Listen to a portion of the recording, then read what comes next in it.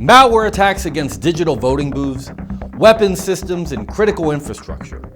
Have the seeds already been sown for a catastrophic apocalypse? Cyber attacks targeting critical industrial and manufacturing sectors are appearing at an alarming frequency. According to a study by IBM's X-Force Incident Response and Intelligence Services team, where IBM incident response activities were compared in the first half of 2019 versus the second half of 2018, destructive malware attacks designed to wipe data and shut down systems have increased by a whopping 200% over the past 6 months. IBM said 50% of the malware attacks were found in the manufacturing, oil, gas, and education sectors. Most of the destructive attacks occurred in Europe, the US, and the Middle East. Since the beginning of 2019, a ransomware crippling industrial and manufacturing firms called Locker Goga has led to catastrophic consequences. First, it surfaced when it attacked the French engineering consultancy Altran Technologies. The company had to shut down its IT network and all applications to protect its client data. Then Locker Goga hit Norwegian aluminum manufacturer Norsk Hydro, causing some of the company's aluminum plants to switch to manual operations. The Norsk Hydro attack was significant, considering the implications of this type of potential disruption in the production of raw materials during wartime.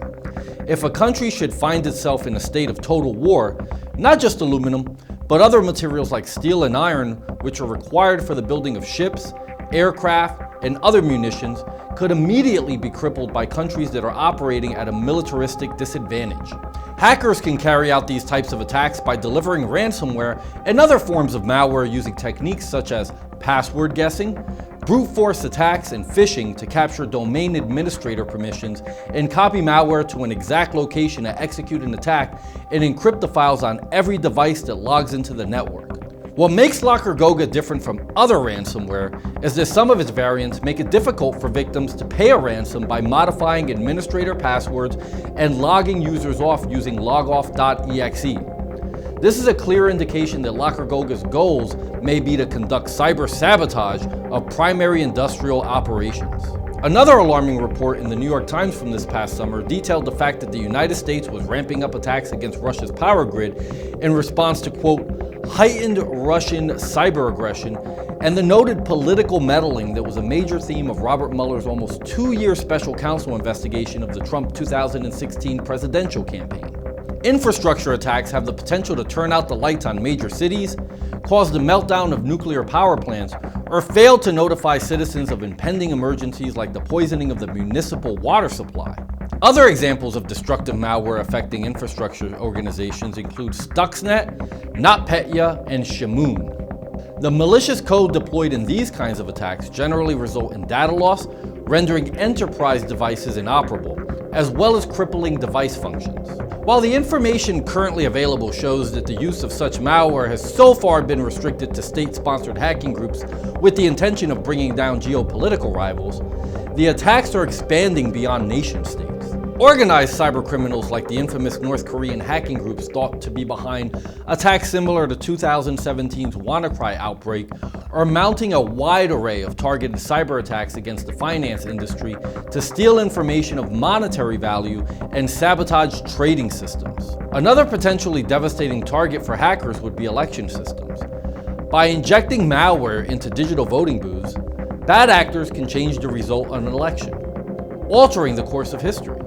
According to a report from rollcall.com, quote, victims of Russian hacking operations included U.S. state and local entities such as the State Board of Elections, secretaries of state, and county government, as well as individuals who work for those entities, the report said.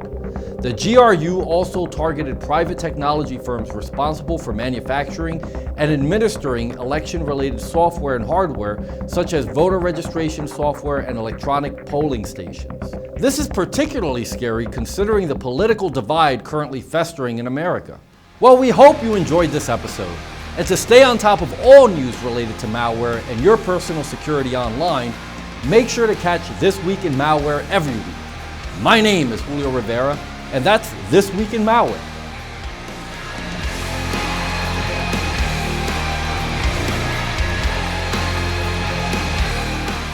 You know, As I think about the dangers that exist online, not unlike the subjects we learned about in this week's show, I know I feel a lot better having an anti-malware program like Spy Hunter installed in my PC, providing me the protection I need against malware.